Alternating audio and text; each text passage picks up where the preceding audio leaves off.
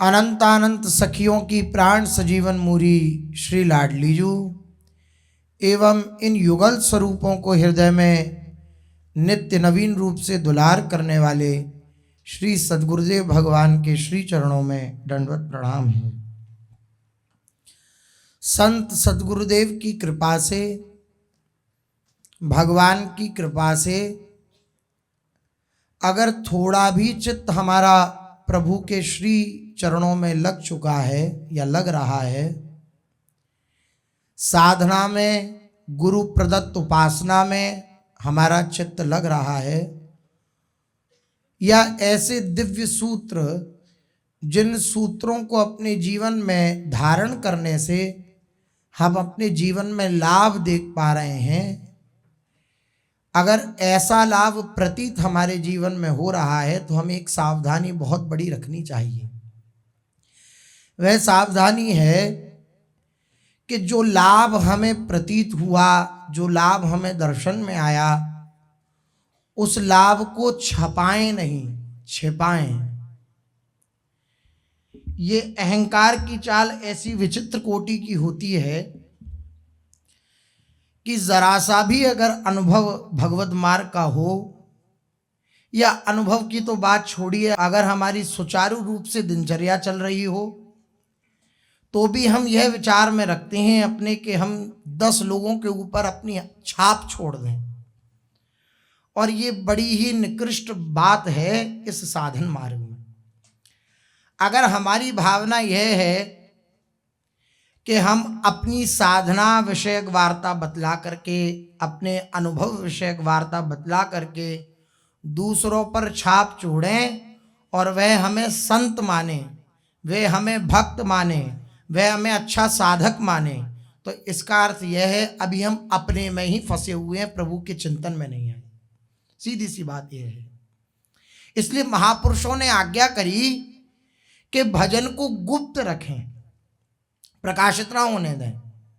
कोई पूछे भी कि आप तो बड़े भजनानंदी हैं, निरंतर आपकी जिह्वा हिलती रहती है, आप निरंतर नाम का रटन करते रहते हैं, तो कोई ना कोई बहाना कर दे लेकिन अपने हृदय की बात ना कहे। वरना पूज्य सतगुरुदेव भगवान के ये वचन है कि अगर आपने अपने साधन विषयक चर्चा को कि मैं इतने बजे से ये करता हूँ, इतने बजे से ये करता हूँ, फिर ऐसी साधना करता हूँ, फिर आंतरिक चिंतन ये करता हूँ, फिर ये करता हूँ, फिर ऐसा करता हूँ, अगर ये किसी को वर्णन कर दिया, किसी से कह दिया, तो पूज्य सतगुरुदेव भगवान के वचन वह साधन गायब हो जाएगा। और ये सब साधक जन हैं ही, ये अपने जीवन में हम देख भी सकते हैं, इस बात का अनुभव भी कर सकते हैं कि अगर किसी बात को हम किसी के प्रति कह दें कि हम तो ऐसा करते हैं, तो फिर जीवन में रह नहीं जाता वह साधन, वह भजन, उस कोटि का चिंतन वह रह नहीं जाता। इसलिए छुपाना आवश्यक है, छपाना बहुत सरल है। और ये अहंकार छपाने की ही कोशिश करता है। छपाने का अर्थ होता है बतलाने का, बोलने का। कोई आए सामने और कहे बिल्कुल भजनानंदी नहीं है, बिल्कुल किसी प्रकार की ना कोई सेवा करनी ना भजन करना, बस ऐसे ही बस, तो फिर अहंकार उफान मारता है कि बता दूं मैं क्या करता हूं। तो वो एक आध बार तो रोकेगा, अच्छा साधक होगा तो, कि नहीं नहीं बताना नहीं चाहिए, फिर नहीं नहीं बड़ी दैन्यता से कहवे, लेकिन वो फिर नहीं नहीं इतने बजे से उठते हैं तो इतने बजे से ऐसा ऐसा नाम जप करते हैं और गुरु प्रदत्त, और फिर उस प्रकार से चिंतन करते हैं, फिर उसमें जो ऐसी बाधा आती हैं तो उससे इस प्रकार से हम लड़ते हैं, और वो लड़ने के बाद हम परास्त नहीं होते, फिर विजय को प्राप्त हो जाते हैं। अब बस जैसे ही ये बात हमने वर्णन करी, अगली बार परास्ती होंगे, विजय को प्राप्त नहीं होंगे। बात ऐसी ही है। इसलिए गुरुजनों ने कहा कि अगर अपने हृदय की बात अगर कहनी भी है तो ऐसा करके न कहे कि मेरा ही अनुभव है, ऐसा करके कहे कि संत महापुरुषों ने ऐसा अनुभव किया है, संत जन ऐसा बतलाते हैं, संत जनों ने ऐसा कहा है कि ऐसा धारण करो तो ऐसा हो जाएगा। ऐसा इसका कारण क्या है, हम क्यों बोल देते हैं? महत्व बुद्धि मान में है, महत्व बुद्धि प्रतिष्ठा में है, महत्व बुद्धि सम्मान में है, महत्व बुद्धि वाहवाही में है, महत्व बुद्धि भजन में नहीं है। अन्यथा आप विचार करिए, अभी हम आपसे पूछें कि आपके जो तिजोरी है उसमें कितना धन रखा हुआ है, तो आप क्या बता देंगे? माइक लिया हाथ में, बोले महाराज हमारे इतने रखा है तिजोरी में। नहीं बता सकते। इतनी थोड़ी सी संपत्ति, लौकिक संपत्ति मिल जाए तो हम उसे छुपाते हैं कि किसी को पता ना लग जाए कि मैं इतना धनी हूं। कुछ सदगुरुदेव भगवान बताते हैं ना कि कोई जमींदार आदमी था, तो वह इस प्रकार से अपने धन को, आदि जैसे कुछ लिखवाना होता था, तो वह इस प्रकार से धन को ले जाता था कट्टे में भर के, और खुद फटे चीतड़े कपड़े पहन करके, और कट्टा भी फटा पुराना, और करोड़ों रुपया उसमें रखा, किसी को पता नहीं होता था। और वो जो लिखाई पड़ी होती है उसे करवा करके वो वापस आ जाता था। तो कहने का तात्पर्य, धन होगा तो छिपाने का चित्त में आएगा कि किसी को पता ना लग जाए मेरे पास इतना धन है, किसी को पता ना लग जाए कि मेरे तिजोरी में इतना धन रखा है, वरना लूट हो जाएगी। भगवान की चर्चा को, भगवान द्वारा प्रदत्त संत इष्ट के कृपा से जो प्रदत्त हमें अनुभव प्राप्त होता है, उस अनुभव को हम ऐसे ही धड़ाधड़ बोल देते हैं, और उसका प्रभाव यह होता है कि फिर अनुभव होना बंद हो जाते हैं। इसलिए छिपाना है, छपाना नहीं है, किसी से नहीं कहना है। और अहंकार ये बर्दाश्त नहीं करता। अहंकारी जो होगा वे छिपा नहीं सकता। वे क्या ही देगा, हमने ये साधन किया, हम वहाँ गए, अमुक इतना दान किया, इतना पुण्य किया, इतना ऐसा किया, ऐसा किया, ऐसा किया, और महाराज खूब अच्छी तरीके से उसे वर्णन करने की चेष्टा करेगा, और फिर आशा यह रखेगा कि सामने वाला ये सोचे कि ये बहुत बड़े भजनानंदी हैं, ये बहुत बड़े महात्मा हैं। ये जो हृदय की मांग होती है, ये हमारी साधना को प्रकट करती है। ये जो मांग होती है, ये जो वासना होती है, ये जो चाह होती है मान सम्मान की, यही हमारे साधन को प्रकट कर देती है। और जो छिपा जाता है उसका उत्थान होता रहता है भजन में, उसका आंतरिक जो आनंद है वे बढ़ता रहेगा। आप देखिए छुपाने की कितनी बड़ी कला है श्री विभीषण जी महाराज पर। रामायुध अंकित ग्रह शोभा बरनी न जाए। रामायुध अंकित ग्रह, राम जी के जो आयुध हैं वे श्री विभीषण जी के ग्रह में, उनकी कुटिया में अंकित हैं, और ऐसी शोभा हो रही है कि जिसका वर्णन नहीं किया जा सकता। शोभा बरनी न जाए, और पूरी कुटिया में राम राम राम राम ऐसा लिख रहे हैं पूरी कुटिया में। अब जितने भी जो निज जन थे रावण के, वे सब पहुंचे रावण के पास कि महाराज आपका भाई ही कुलद्रोही है। कैसे? अरे उसने पूरी कुटिया में आपके दुश्मन का नाम लिख रखा है। हमारे दुश्मन का, राम का नाम लिख रखा है क्या? हाँ, पूरी कुटिया में राम का नाम लिखा। तो मंदोदरी जी को साथ लेकर के और रावण आया। विभीषण बाहर निकलो। तो विभीषण जी महाराज बाहर आए। आज्ञा करें भ्राताश्री, बड़े भाई पिता के समान होते हैं, पिता के समान ही आदर करते थे विभीषण जी रावण का, जब तक भगवान का अपराध नहीं हुआ, अर्थात भगवान के प्रति विरोध भाव प्रकट नहीं हुआ। और उन्होंने चेष्टा भी करी कि मैं समझाऊं, नहीं समझे तो फिर छोड़ दिया उनको उसकी हालत में, और अपने श्री रघुनाथ जी के श्री चरणों में आ गए। तो पिता की तरह सम्मान करते हैं रावण का। तो बोले कहिए भ्राताश्री। बोले तुमने हमारे जो द्रोही हैं उनका नाम लिख रखा है तुमने अपनी पूरी कुटिया में, पूरे महल में। बोले कौन कहता है? सब कहते हैं राम राम तुमने लिख रखा है। बोले आप भी बड़े भोले हैं भ्राताश्री। क्यों भोले क्यों हैं? बोले रा से रावण और माँ से मंदोदरी, मैंने ये लिख रखा है, आपका भैया और भाभी का नाम लिख रखा है। आप इस विचार को त्याग दीजिए कि मैंने आपके दुश्मन का, आपके द्रोही का नाम लिख रखा है। ये छिपाने की प्रक्रिया है। हम छिपा जाएं तो छिपाने से क्या होगा? दिन प्रतिदिन भजन का आनंद बढ़ता चला जाएगा, दिन प्रतिदिन बढ़ता चला जाएगा। हम अगर उसे बोल देंगे, उसका वर्णन कर देंगे, तो फिर बात नहीं बनेगी। उसका वर्णन कर दिया तो फिर बात नहीं बनेगी। श्री भाई जी महाराज कह रहे हैं कितनी छिपाने की कला हो कि कोई न जानने पाए। किस बात को न जानने पाए? बोले हुआ समर्पण, इस बात को जानने न पाए। मेरा चित्त प्रभु के चरणों में समर्पित है, इस बात को जानने न पाए। हुआ समर्पण प्रभु चरणों में, जो कुछ था सब मैं मेरा, अग जग से उठ गया सदा को, चिर संचित सारा डेरा। अब समर्पित चित्त हो गया, हम प्रभु को समर्पित हो चुके हैं। अब इस शरीर पर, इस मन पर, इस बुद्धि पर कोई हमारा अधिकार नहीं है। अब इसके साथ शुभ हो रहा है या अशुभ हो रहा है, हमें कहने का अधिकार नहीं है, हम नहीं कह सकते हैं। प्रभु प्रकाशित करें वो अलग बात है, लेकिन हम नहीं कह सकते अपने मुख से कि हमारे जीवन में ऐसा परिवर्तन हुआ, हमारे जीवन में आप ऐसा करो ऐसा। हम कोई भी अपनी भावना अगर व्यक्त करें किसी के सामने, क्योंकि कई बार ऐसा भाव होता है कि हमें जो लाभ हो वह दूसरों को भी लाभ हो, भक्त हृदय ऐसा होता है। लेकिन महापुरुषों ने ऐसी आज्ञा करी कि अगर अपने अनुभव की भी बात कहनी है तो ऐसा करके कहे कि महापुरुषों का ऐसा अनुभव है, क्योंकि अब समर्पित चित्त हो गया है, हम समर्पित हो गए हैं। अब हमारे साथ अच्छा हो या बुरा कुछ भी कहने का अधिकार नहीं है हमें, जो भी अधिकार है वे प्रभु के पास है।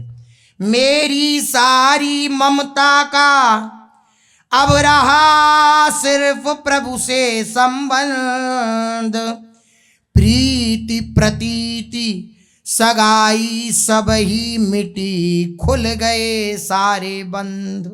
कैसा अनुभव में आ रहा है? बोले मेरी सारी ममता का अब रहा सिर्फ प्रभु से संबंध। मेरी जहां जहां ममता फैली हुई थी, मैं जिस जिसको अपना मानता था, वह सारी ममता सिमट गई और प्रभु से मेरा दृढ़ संबंध हो गया। प्रीति प्रतीति विश्वास, प्रेम और विश्वास, और इस प्रेम विश्वास से संसार में जितनी भी सगाई होती हैं अर्थात मिलन होता है, मिलन तो सब मिट गया और ये प्रेम और प्रतीति केवल प्रभु के चरणों में स्थापित हो गई मेरी। श्री भाई जी महाराज कह रहे हैं प्रेम उन्हीं में, भाव उन्हीं का। अब प्रेम उन्हीं में है, बोले ये भावना कैसे आई? बोले भाव उन्हीं का। प्रेम उन्हीं में, भाव उन्हीं का, उनमें ही सारा संसार, उनके सिवा शेष कोई भी बचा न जिससे हो व्यवहार। अब उनके सिवा इस संसार में कोई शेष नहीं रह गया, क्योंकि वह दर्शन कर रहा है कि वासुदेव सर्वमिति, सर्वत्र मेरे प्रभु विराजमान है। ऐसी स्थिति आई है चित्त की। क्या स्थिति आई है?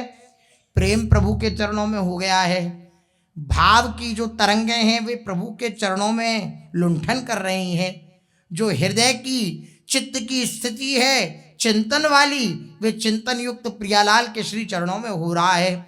ऐसी स्थिति मेरे जीवन में आई है और इसका परिणाम मैं क्या चाहती हूँ? तो भाई जी महाराज कह रहे हैं क्या चाहती हूँ? सखी स्वरूप में कह रहे हैं, नहीं चाहती जाने कोई मेरी इस स्थिति की कुछ बात। मैं नहीं चाहती कि इस स्थिति को कोई जाने। किस स्थिति को? कि मेरा चित्त प्रियालाल में लग रहा है, मैं उनके समर्पित हो गई हूं, मेरा उन्हीं में प्रेम है, मेरा उन्हीं में विश्वास है। मैं नहीं चाहती किसी को पता लगे।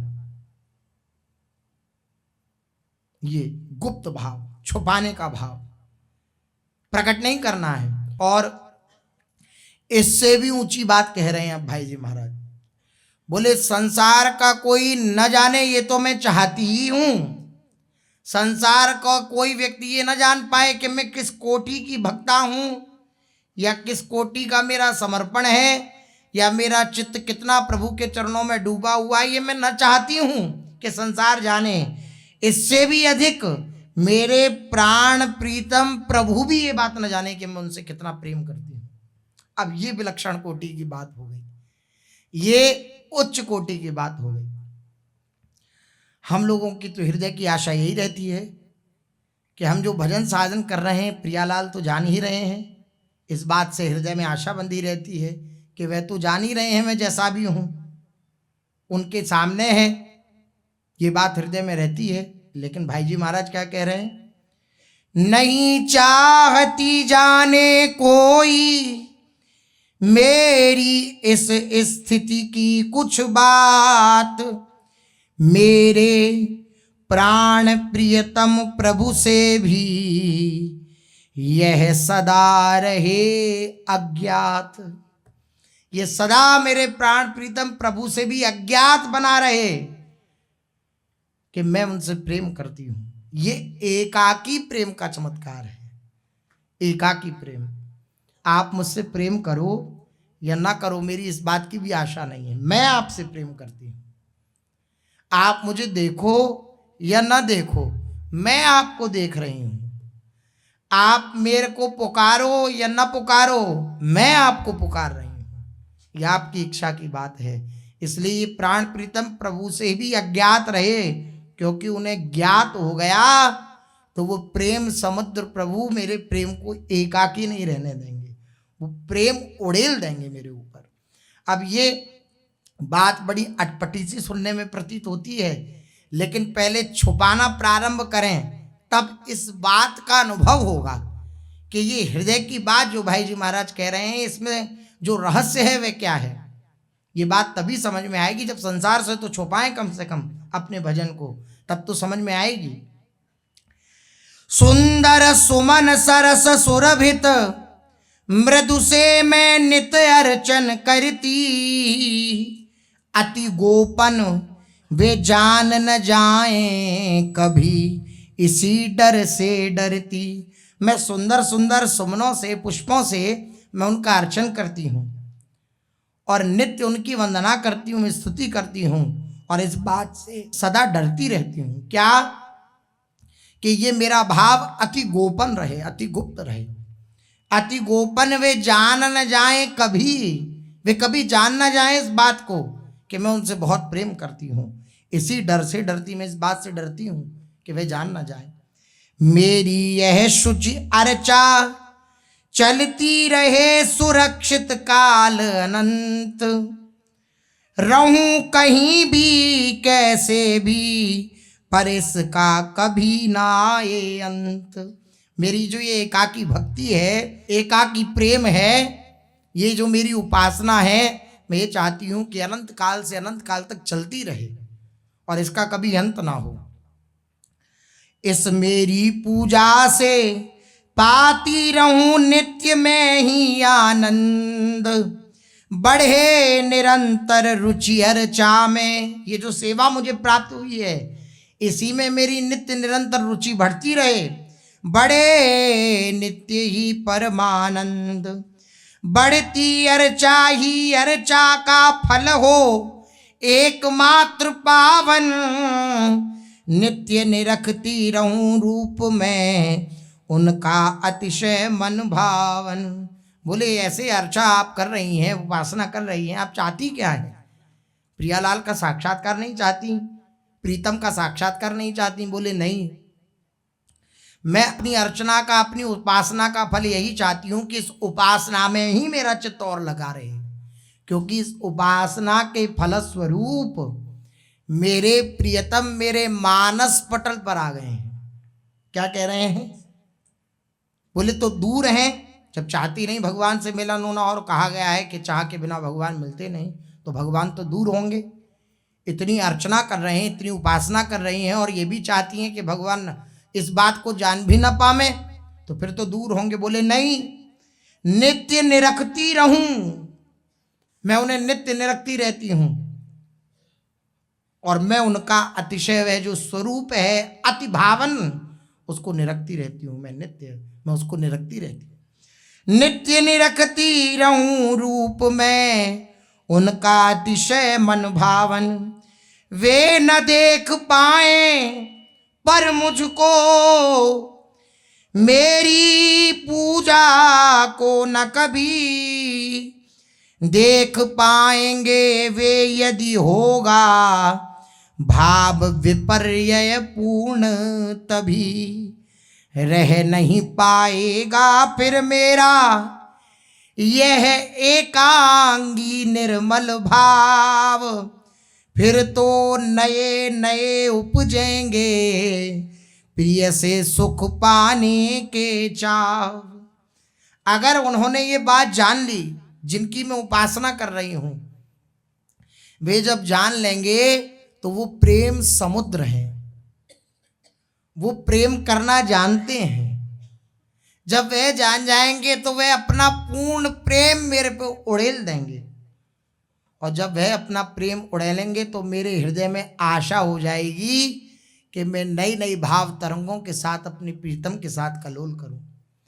ये जो एकाकी भाव था कि मैं अपने से अपने में ही आनंदित हूं, ये भाव खत्म हो जाएगा और नई आशा का जागरण हो जाएगा। और आशा ही परमम दुखम। मानो वह एकाकी उपासक कह रहा हो कि मैं प्रभु से भी आशा नहीं करता, बस उनका नाम मेरी जिह्वा पर निरंतर समाया रहे, हृदय में उनकी झांकी समाई रहे, मानस पटल पर उनका चिंतन चलता रहे, उनकी उपासना में, उनकी अर्चा में, उनकी सेवा में मैं नित्य निरंतर लगी रहूं या लगा रहूं। बस यही मेरे जीवन का लाभ है, और कोई लाभ प्राप्त नहीं करना मुझे, और कोई लाभ मुझे नहीं चाहिए। ये जो एकाकी प्रेम है, ये तभी संभव है जब हम अपने प्रेम को, अपनी उपासना को, अपने अनुभवों को छिपाएं।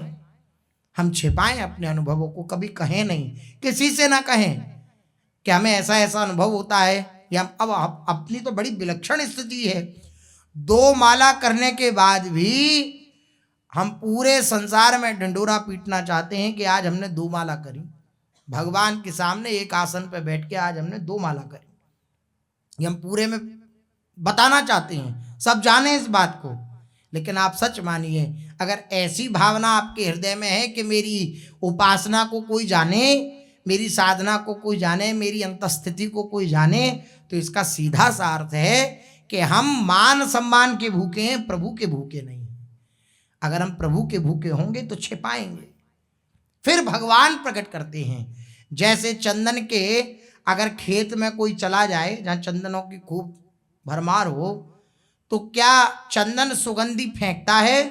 फेंकता ही है, लेकिन उसकी ये इच्छा थोड़ी होती कि मैं सबको बांटूं। स्वाभाविक उसके निकट जो जाएगा उसको चंदन की खुशबू आ ही जाएगी। इसी प्रकार ऐसा जो भक्त होता है, उपासक होता है, वे प्रकट नहीं करता, वह उसका जो प्रभाव है चित्त के चिंतन का, उस चित्त के चिंतन का जो प्रभाव है, वे आने वाले निकट जितने भी उपासक जन हैं, मनुष्य हैं, उन सबको सुख प्रदान करता है। उसमें उसकी कोई चेष्टा नहीं होती, ये तो है जो चिंतन कर रहा है, वे उसका प्रभाव है। अगर उस प्रकार से अगर जीव जगत का कल्याण हो रहा है तो वे प्रभु के संकल्प से, उसका अपना कोई संकल्प नहीं है, उसने कुछ प्रकट नहीं किया, ये प्रभु का संकल्प होता है कि अब इसके द्वारा जीव जगत का कल्याण होना चाहिए, इसलिए फिर भगवान उसकी खुशबू बिखेर देते हैं।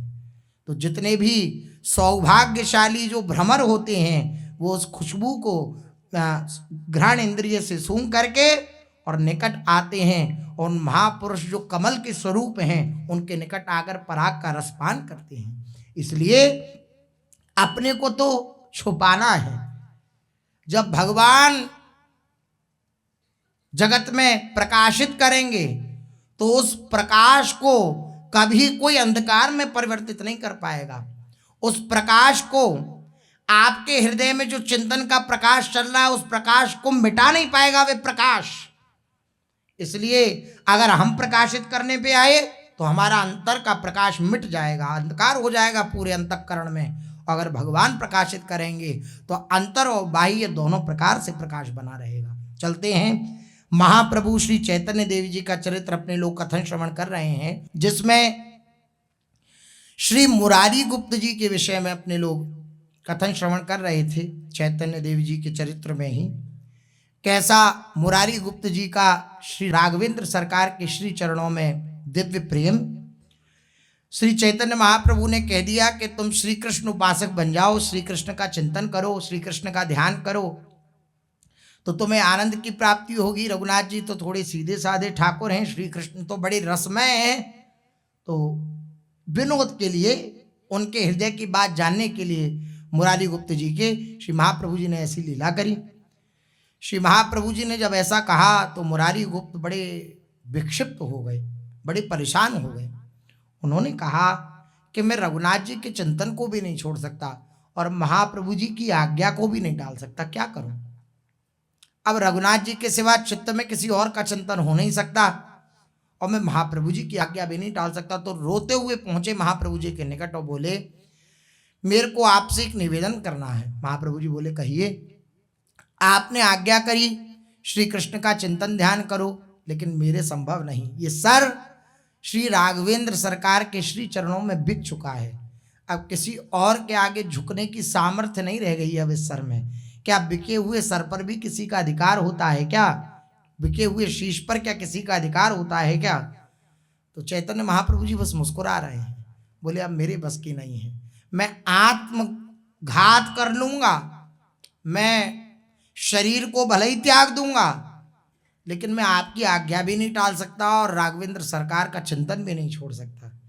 तुरंत हृदय से लगाया महाप्रभु जी ने और महाप्रभु जी ने खूब रुदन करते हुए कहा मुरारी गुप्त से कि मुरारी गुप्त, जैसी दिव्य निष्ठा तुम्हारी श्री राघवेंद्र सरकार में है, ऐसी दिव्य निष्ठा क्या हमारी श्री कृष्ण के प्रति कभी जागृत होगी?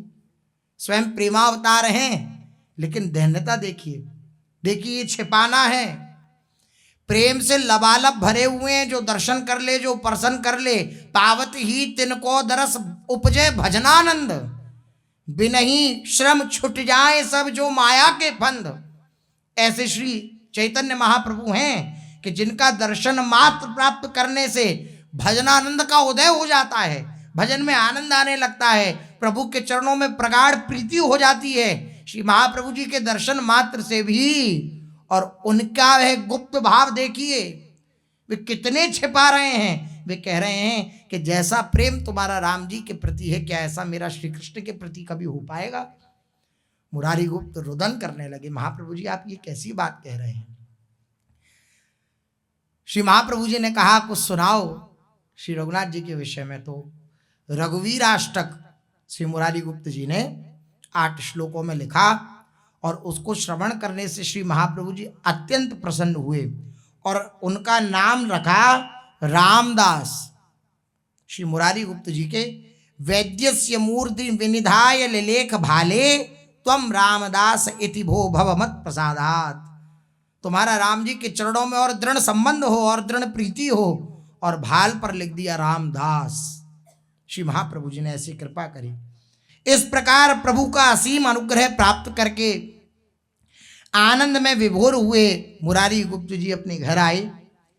आते ही इन्होंने भावावेश में अपनी पत्नी से खाने के लिए दाल भात मांगा। भावावेश में आ गए और भावावेश में आकर के मुरारी गुप्त जी ने दाल भात मांगा। पतिव्रता साध्वी पत्नी ने उसी समय दाल भात परोसकर इनके सामने विराजमान किया। अब तो ये ग्रासों में घी मिलाकर जो भी बाल बच्चा अथवा कोई भी दिखता उसे ही प्रेम पूर्वक खिलाते जाते और स्वयं भी खाते जाते। जो कोई दिखता उसे पवा रहे हैं, स्वयं भी पा रहे हैं। बहुत सा अन्न पृथ्वी पर भी गिरता जाता। इस प्रकार ये कितना खा गए इसका इन्हें भी कुछ पता नहीं कि कितना प्रसाद पा गए। इनकी जो धर्म पत्नी थी, जब इनकी ऐसी दशा देखी तब वे बड़ी चकित हो रह गई कि महाराज इन्होंने तो कभी इतना नहीं पाया जितना आज ये पा रहे हैं। किंतु उस पति प्राणा नारी ने इनके काम में कुछ हस्तक्षेप नहीं करा कि इनकी कोई लीला है। इसी प्रकार खा पी कर श्री मुरारी गुप्त जी विश्राम में चले गए। प्रातःकाल जब उठे तो क्या देखते हैं, महाप्रभु जी इनके सामने उपस्थित हैं, श्री चैतन्य महाप्रभु जी। इन्होंने जल्दी से उठकर प्रभु के चरणों में वंदना करी और वंदना करके उन्हें बैठने के लिए एक सुंदर आसन दिया। श्री महाप्रभु जी को विराजमान किया। जब महाप्रभु जी बैठ गए तो बैठ जाने पर मुरारी गुप्त जी ने विनीत भाव से इस प्रकार असमय में पधारने का कारण जानना चाहा। अब सुबह श्री महाप्रभु जी आए तो ऐसा थोड़ी है कि मुरारी गुप्त जी 8 बजे तक विश्राम में, कि भाई महाप्रभु जी आ गए और सो ही रहे थे। नहीं, असमय का अर्थ है कि लगभग ब्रह्म मुहूर्त से पूर्व की बेला, क्योंकि मुरारी गुप्त जी जो हैं वे परम भक्त हैं और भक्त का जो जीवन होता है वे शास्त्र सम्मत होता है। शास्त्र आज्ञा पालन करने में निपुण होता है भक्त, तो मुरारी गुप्त जी जो हैं वे ब्रह्म मुहूर्त में तो उठ ही जाएंगे, भजनानंदी संत हैं। इसका अर्थ यह है कि श्री महाप्रभु जी ब्रह्म मुहूर्त से पहले ही आ गए। तो जब ऐसे असमय में आए श्री महाप्रभु जी तो एकदम शंका हुई मुरारी को, अपराध हो गया, क्या बात हो गई, कैसे महाप्रभु जी पधारे। तो महाप्रभु जी ने हंसते हुए कहा कि तुम ही तो वैद्य हो, तुमने वैद्य होकर के आफत मचा रखी है, लाओ कुछ औषधि तो दो मुझे। आश्चर्य प्रकट करते हुए मुरारी गुप्त जी ने पूछा, प्रभु औषधि? औषधि कैसी? किस रोग की औषधि चाहिए? क्या आपको कष्ट पीड़ा क्या हुआ है? रात भर में आपको क्या विकार हो गया एकदम? तो महाप्रभु जी हंसते हुए बोले कि तुम्हें मालूम नहीं है क्या विकार हुआ है? अपनी पत्नी से पूछो, वो बताएगी क्या विकार हुआ है। रात को तुमने मुझे कितना घृत मिश्रित दाल भात खिला दिया कि मेरे अपच हो गई। इतना दाल भात तुमने घी डाल डाल के खवाया है हमें, तो अपच हो गई है। तुम प्रेम से खिलाते जाते थे और मैं भला तुम्हारे प्रेम की उपेक्षा कैसे कर सकता था? मैं प्रेम की उपेक्षा करना नहीं जानता, तो मैं उपेक्षा कैसे कर सकता था? तुम खवाते गए, हम खाते गए। जितना तुमने खिलाया उतना मैं खाता गया। अब अजीर्ण हो गया है, अपच हो गया, और उसकी औषधि भी तुम्हारे पास ही रखी है, तो तुम नहीं दोगे। वैद्य के पास हम नहीं आएंगे तो किसके पास आएंगे? ये देखो, यही इस अजीर्ण की औषधि है। इशारा करते हुए श्री महाप्रभु जी बोले कि यह देखो, यही इस अजीर्ण की औषधि है। यह कहते हुए महाप्रभु वैद्य की खाट के समीप रखे हुए उनके उच्छिष्ट पात्र का जलपान करने लगे कि जो उच्छिष्ट जल पात्र रखा है तुम्हारा पीने का पात्र, यही इस बीमारी की जो औषधि है, इस अपच की औषधि है। मुरारी गुप्त ये देखकर जल्दी से प्रभु को ऐसा करने से निवारण करने लगे, रोकने लगे, किंतु तब तक प्रभु आधे से अधिक जल पी गए। यह देखकर मुरारी गुप्त बड़े पश्चाताप करने लगे कि मेरा झूठा जल। तो महाप्रभु जी बोले, क्या हमारी पीड़ा से अधिक तुम्हें इस बात का कष्ट है कि तुम्हारा झूठा जल हमने पान कर लिया? तो एकदम संकुचित हुए, नहीं प्रभु, आपकी पीड़ा सर्वोपरि है, आप कहें तो आप जैसी आज्ञा करें वैसा। ऐसा प्रेमी स्वभाव होता है। ब्रज की लीला है, भगवान जब द्वारिका जी गए तो द्वारिका में भगवान ने लीला करी कि हमारी बहुत जोर का पेट में दर्द है। अब सब जगह बड़े बड़े वैद्य बुलाए जा रहे हैं। रुक्मणी आदि भगवान की 16,108 रानियाँ, 16,100 रानियाँ और 8 पटरानियाँ, ये सब श्री ठाकुर जी की सेवा में लगी हैं। कैसे श्री ठाकुर जी के रोग का निवारण किया जाए, क्या किया जाए कि ठाकुर जी के पेट का दर्द ठीक हो जाए। तो जितने भी वैद्य हैं उन सबको बुलाया गया। अब द्वारिकाधीश हैं तो कुछ भी दुर्लभ थोड़ी है, सब दिव्य शक्ति से संपन्न है। जहाँ जहाँ से जो वैद्य बुलाना हो उसे बुला बुला करके और औषधि कराने के लिए श्री ठाकुर जी की सबको बुलाया गया। अब भगवान का दर्द ही ठीक ना हो श्री ठाकुर जी महाराज का। सब ने थकार के श्री ठाकुर जी से पूछा, नाथ आप ही बतलाओ, आपके इस जो रोग हो गया है, पेट में दर्द है, इसकी औषधि क्या है, आप बतलाइए। बोले, हमारे इस रोग की औषधि है कि कोई भक्त अपनी चरण रज दे दे हमें, और उस चरण रज को अगर हम थोड़ा सा अपने मुख में डालें और अपने पेट पर लगा लें तो हमारा दर्द ठीक हो जाएगा। अब जितने भी थे सब बोले, अरे भगवान, नहीं नहीं नहीं नहीं, इतने बड़े अपराधी, इतना बड़ा पाप हम करें कि अपने चरणों की रज हम भगवान को दें? नरक मिलेगा, नरक। भगवान को अपनी चरण रज कैसे दे सकते हैं हम?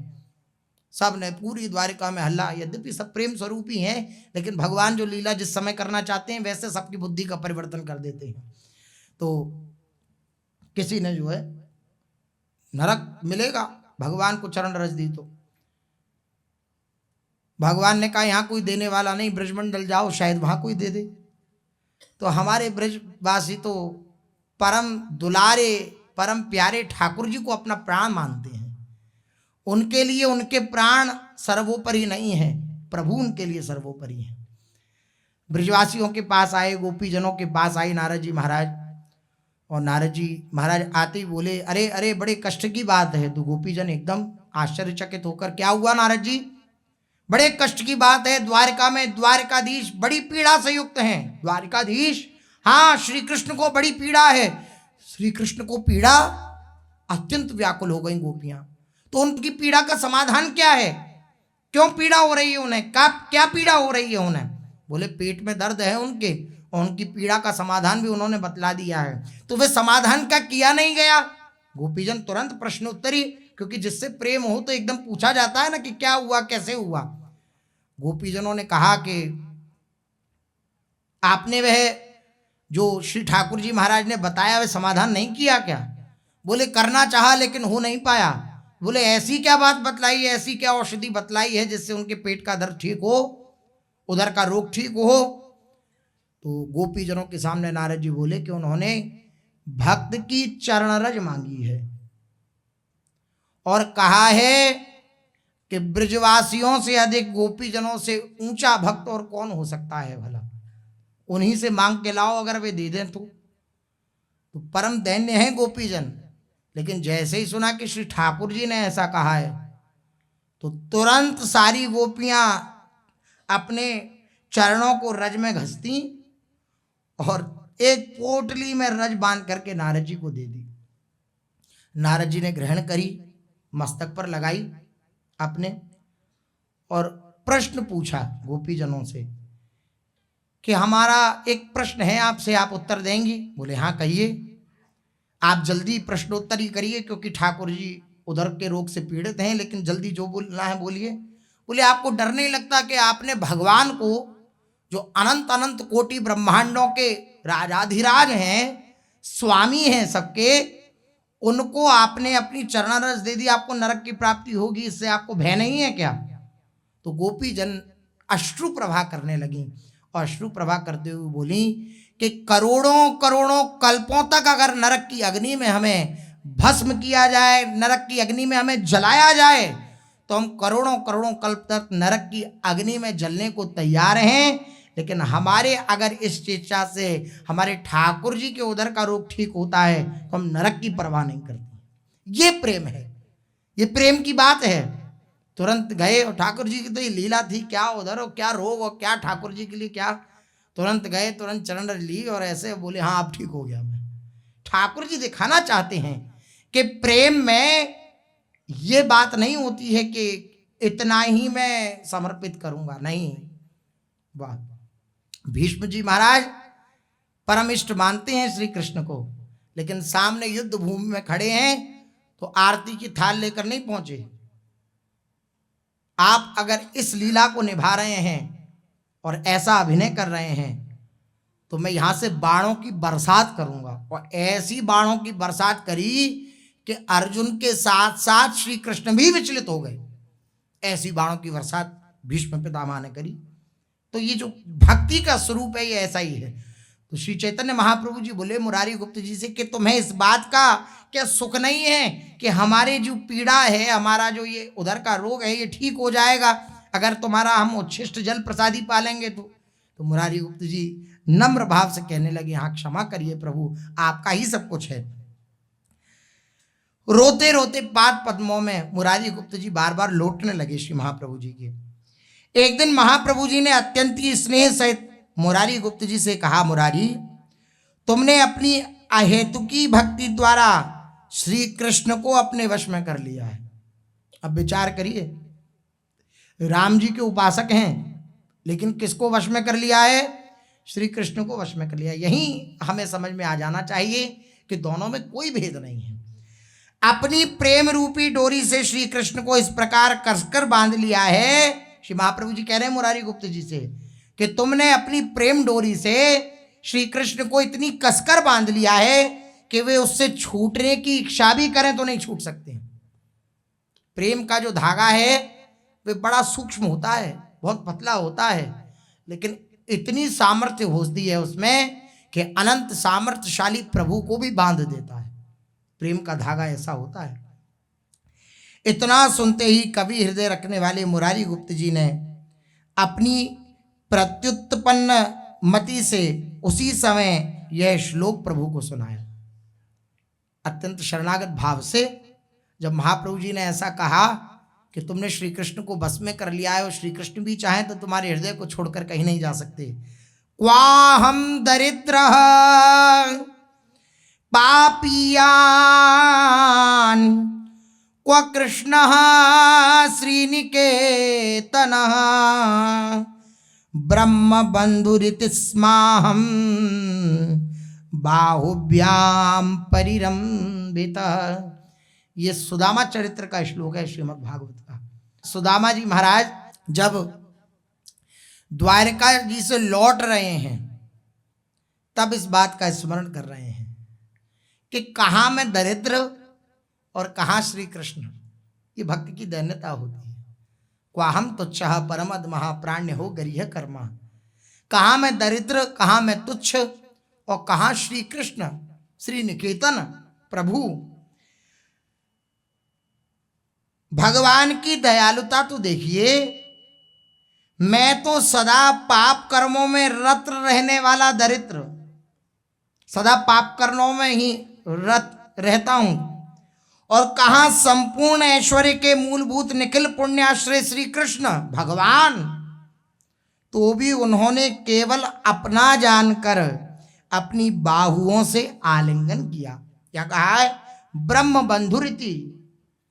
ब्रह्म बंधु, एक इसका अर्थ यह भी होता है कि ब्राह्मण शरीर, और एक इसका जो रहस्यमय अर्थ है वो यह है कि मेरा संबंध उनके साथ है। आप देखिए पुष्टि मार्ग में जो दीक्षा का, पुष्टि मार्ग वल्लभ संप्रदाय में जो दीक्षा का नियम है उसको क्या कहा जाता है? ब्रह्म संबंध।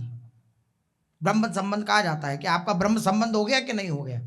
वहां संबंध अनुगा भक्ति के साथ इस प्रकार से तो ब्रह्म संबंध कहा जाता है। तो ब्रह्म बंधुर इति स्माहम बाहुभ्याम परिरंभितः। मैं उनका हूं, मेरा उनके साथ संबंध है कि मेरे वह मित्र हैं। केवल इस संबंध के कारण उन्होंने ये नहीं देखा कि मैं कितना पतित हूं, ये नहीं देखा मैं कितना दरिद्र हूं।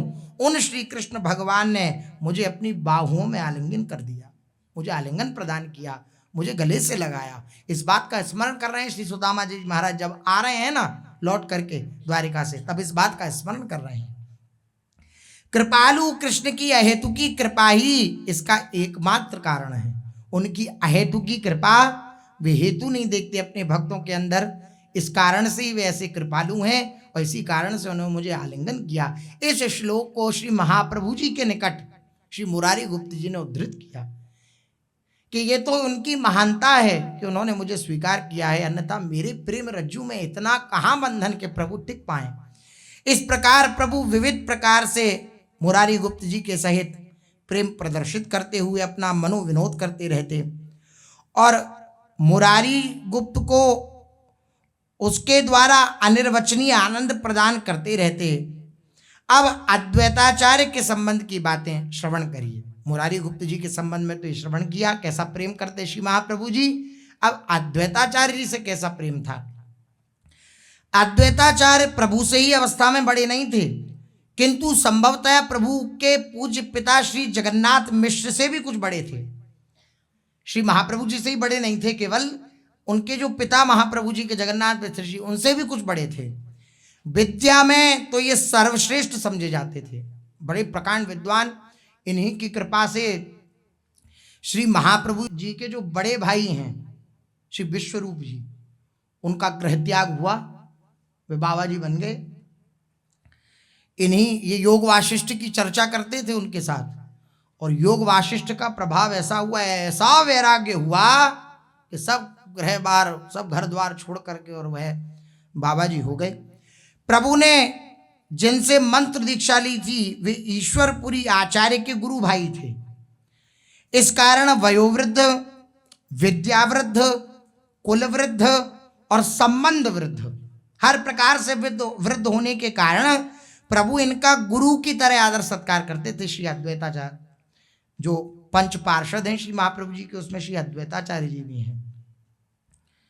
यह बात आचार्य के लिए असह्य थी। अब आचार्य का भाव तो श्री चैतन्य महाप्रभु जी के प्रति प्रभु का था कि मेरे स्वामी हैं, और महाप्रभु जी उनका सम्मान करते थे। गुरु की तरह आदर देते थे, तो असह्य होता उनके लिए। वे प्रभु को अपने चरणों में नत होकर प्रणाम करते देखकर बड़े लज्जित होते और अपने को बार बार धिक्कारते। वे प्रभु से दास्य भाव के इच्छुक थे कि प्रभु मुझे अपना दास माने। प्रभु उनके ऊपर दास्य भाव न रखकर गुरु भाव प्रदर्शित किया करते थे। इसी कारण वे दुखी होकर हरिदास जी के साथ शांतिपुर चले गए। हरिदास ठाकुर जी के साथ शांतिपुर वहां पर चले गए। वहीं जाकर विद्यार्थियों को अद्वैत वेदांत पढ़ाने लगे। अद्वैत वेदांत पढ़ाने लगे और भक्ति शास्त्र का अभ्यास छोड़कर ज्ञान चर्चा करने लगे कि जब मुझे ये अपना सेवक मानते ही नहीं है, मैं चर्चा करूंगा तो मेरे हृदय में ये भावना और प्रगाढ़ होती चली जाएगी कि ये मुझे अपना सेवक माने। तो अब शांतिपुर चले गए और वहां जाकर के अद्वैत चर्चा करते और भक्ति का अभ्यास छोड़ दिया। महाप्रभु जी इनके मनोगत भावों को समझ गए। एक दिन आपने नित्यानंद महाप्रभु जी से कहा कि श्रीपाद, आचार्य इधर बहुत दिनों से नवद्वीप नहीं पधारे, चलो शांतिपुर चलकर ही उनका दर्शन करें हमें। नित्यानंद जी को भला इसमें क्या आपत्ति होती। दोनों ही शांतिपुर की ओर चल पड़े। दोनों ही एक से मतवाले, एक से एक। जिन्हें शरीर की सुध नहीं उन्हें भला रास्ते का ज्ञान कैसे हो, रास्ते का पता नहीं, क्योंकि दोनों ही भाव में सराबोर। चलते चलते दोनों ही रास्ता भूल गए। भूलते भटकते दोनों गंगा जी के किनारे ललितपुर पहुंचे। ललितपुर एक स्थान है। ललितपुर में पहुंचकर गंगा जी के किनारे एक घर दिखाई दिया। लोगों से पूछा, क्यों भाई ये किसका घर है? तो लोगों ने कहा ये घर गृहस्थी सन्यासी का है। तो जब यह उत्तर सुना कि गृहस्थी और सन्यासी का है, तो दोनों बात एक साथ कैसे संभव है कि गृहस्थी भी और सन्यासी भी है? यह उत्तर सुनकर प्रभु बड़े जोरों से खिलखिलाकर हंस पड़े और नित्यानंद जी कहने के लिए, श्रीपाद ये कैसा आश्चर्य है, गृहस्थी भी है और फिर सन्यासी भी है।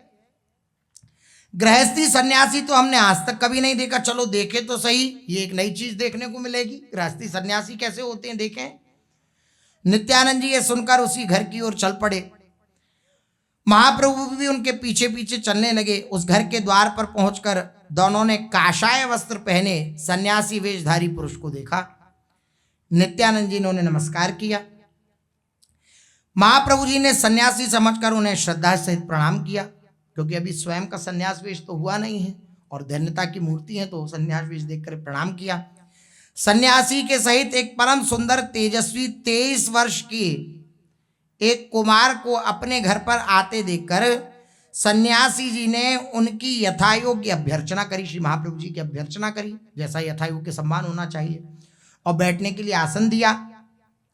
परस्पर बहुत सी बातें होती रहीं। प्रभु तो सदा प्रेम से भूखे बने ही रहते हैं। उन्होंने चारों ओर देखते हुए सन्यासी जी से कहा, श्री महाप्रभु जी ने, सन्यासी महाराज, कुछ कुटिया में अगर प्रसादी हो तो जलपान कुछ कराइए। सन्यासी जी के घर में 2 स्त्रियां थीं। उनसे सन्यासी जी ने जलपान लाने के लिए कहा। तब तक नित्यानंद जी के सहित प्रभु जल्दी से गंगा स्नान करके आ गए और अपने अपने आसनों पर दोनों ही बैठ गए। आषाढ़ का महीना। सन्यासी जी की स्त्री सुंदर सुंदर आम और छिले हुए कटहल के कोए 2 पात्रों में सजा करके लेके आई। 2 कटोरों में सुंदर दुग्ध भी था। प्रभु जल्दी जल्दी कटहल और आमों को प्रसादी पाने लगे। वे सन्यासी महाशय वाम मार्गी थे, इसलिए गृहस्थ सन्यासी। यह हम पहले ही बता चुके हैं कि उस समय बंगाल में वाम मार्ग पंथ का प्राबल्य था। तो उस स्त्री ने पूछा, उस माता ने पूछा कि आप लोगों की आज्ञा हो तो क्या आनंद भी थोड़ा ले आऊं? सन्यासी जी संकेत द्वारा उससे मना कर दिया। जो सन्यासी था वे जाने वैष्णव हैं, दैन्य हैं, तो अपनी जो पत्नी आती उनसे मना कर दिया इशारे से कि नहीं, आनंद मत लाओ। स्त्री भीतर चली गई। एक बड़े आम को खाते हुए अब महाप्रभु जी ने नित्यानंद जी से पूछा, श्रीपाद, आनंद क्या वस्तु होती है? क्या सन्यासियों की भाषा में कोई पृथक ऐसी वस्तु होती है जो इसे आनंद कहते हैं, या गृहस्थी सन्यासियों की भाषा है कि आनंद कोई? तुम तो गृहस्थी सन्यासी नहीं हो, फिर भी जानते ही होगे। नित्यानंद महाप्रभु से महाप्रभु जी बोले, प्रभु के इस प्रश्न से नित्यानंद जी हंसने लगे। तो महाप्रभु जी ने पूछा, श्रीपाद हंस रहे हो, हंसते क्यों हो? ठीक ठीक बताओ आनंद क्या है? आम के रस को ग्रहण करते हुए नित्यानंद जी ने कहा, प्रभु ये लोग वाम मार्गी हैं, मदिरा को आनंद कहकर संबोधित करते हैं। यह सुनकर प्रभु को बड़ा दुख हुआ और चारों ओर घर में देखने लगे। सिंह की भांति, जैसे सिंह देखता है ना एकदम पैनी दृष्टि, ऐसे चारों ओर देखने लगे श्री महाप्रभु जी घर में। इतने में ही स्त्री के बुलाने पर सन्यासी महाशय भीतर चले गए। उसी समय प्रभु जलपान के बीच में उठकर दौड़ पड़े, अपने आसन से उठे और दौड़े। नित्यानंद जी पीछे पीछे दौड़े। इन दोनों को जलपान के बीच में ही भागते देखकर सन्यासी जी भी इन्हें लौटाने के लिए चले कि महाराज आनंद चाहिए क्या, क्यों ऐसे भाग रहे हैं, हमने दिया नहीं इसलिए रुष्ट हो गए क्या? प्रभु जल्दी से गंगा जी में कूद पड़े। जाकर गंगा जी में कूदे और तैरते हुए शांतिपुर में आ गए। पहले भावावेश में थे तो कहीं भी, अब बाह्य चेतना आई तो शांतिपुर, सीधे शांतिपुर को आए। तैरने में तो आचार्य ही थे श्री नित्यानंद महाप्रभु भी, और महाप्रभु जी को बच्चा तैराक थे। पीछे पीछे तैरने लगे श्री महाप्रभु जी के नित्यानंद महाप्रभु। गंगा जी के बीच में ही प्रभु को आवेश आ गया। 2 कोस के लगभग तैरकर ये शांतिपुर के घाट पर पहुंचे और घाट से सीधे आचार्य के घर पहुंचे। दूर से ही हरदास जी ने प्रभु को देखकर उनकी चरण वंदना करी, किंतु प्रभु को कुछ होश नहीं, भावावेश में है श्री महाप्रभु जी। वे सीधे अद्वैताचार्य जी के समीप पहुंचे। उन्हें देखते ही प्रभु ने कहा, क्यों फिर सूखा ज्ञान बघारने लगा है? ज्ञान की चर्चा, अद्वैत की चर्चा करने लगे ना, तो फिर सूखा ज्ञान बघारने लगा है। आचार्य ने कहा, सूखा ज्ञान कैसे? ज्ञान तो सर्वश्रेष्ठ है। और महाप्रभु जी को छेड़ने के लिए, उनके हृदय की बात को प्रकट करने के लिए आचार्य चरण ने ऐसा कह दिया कि भक्ति तो माताएं को करने की बात होती है, ज्ञान ही सर्वश्रेष्ठ है, उसको करना चाहिए, भक्ति करने योग्य नहीं। इतना सुनते ही प्रभु ने जोरों से अद्वैताचार्य जी को पीटना प्रारंभ कर दिया। अब भावावेश में ये भान नहीं है महाप्रभु जी को, बाह्य चेतना नहीं। अभी महाप्रभु जी अपने भाव में नहीं पीट रहे हैं, भावावेश में हैं और पीटना। अब यही चाहते थे कि ये मुझे अपना दास माने और दास की तरह ये मेरे साथ।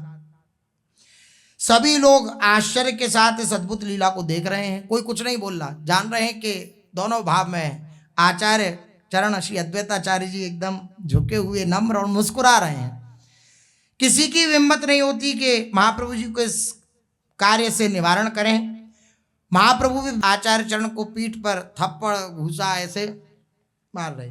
ज्यों ज्यों मार पड़ती त्यों त्यों अद्वैताचार्य और अधिक प्रसन्न होते, मानो प्रभु अपने प्रेम की मार द्वारा ही अद्वैताचार्य के शरीर में प्रेम का संचार कर रहे हैं। अद्वैताचार्य के चेहरे पर दुख, शोक या विषण्णता का अणुमात्र भी नहीं दिखाई दिया और वे अधिकाधिक हर्षोन्मत्त होते और नृत्य करते। महाप्रभु जी प्रहार कर रहे हैं और वे नृत्य कर रहे हैं। खटपर और मार की आवाज सुनकर भीतर से आचार्य की धर्मपत्नी जो सीता देवी है वे आई निकल के। उन्होंने महाप्रभु जी को आचार्य के शरीर पर प्रहार करते देखा तो घबरा गई कि क्या हो रहा है। रोज तो ये दंडौत करते थे कि गुरु भाव, और आज अधीर होकर कहने लगी, अरे प्रभु आप ये क्या कर रहे हैं? बूढ़े आचार्य के ऊपर आपको दया नहीं आती क्या? किंतु प्रभु किसी की कुछ सुनते ही ना। आचार्य भी प्रेम में विभोर हुए मार को प्राप्त कर रहे हैं और नाचते नाचते गौर गुणगान कर रहे हैं। वरांग महाप्रभु की जय, चैतन्य महाप्रभु की जय, ऐसा उच्चारण कर रहे हैं। इस प्रकार थोड़ी देर के पश्चात प्रभु को मूर्छा आ गई और वह गिर पड़ी। बाह्य ज्ञान होने पर उन्हें आचार्य को हर्ष के सहित नृत्य करते और अपने चरणों में लौटते हुए देखा। जब बाह्य ज्ञान हुआ, श्री महाप्रभु जी को अद्वैताचार्य जी नृत्य कर रहे हैं और चरणों में लौट रहे हैं, तो जल्दी से उठे महाप्रभु जी, श्री हरि श्री हरि श्री हरि, मुझसे कोई अपराध तो नहीं हो गया? अद्वैताचार्य जी मुस्कुराने लगे, बोले हाँ कोई अपराध नहीं हुआ आपसे, आपकी कृपा हुई है, आपने प्रेम का संचार किया है, आपसे कोई अपराध नहीं हुआ। अब क्या वार्ता हुई दोनों के बीच में, सो शेष चर्चा आगे। श्री राधा वल्लभ लाल की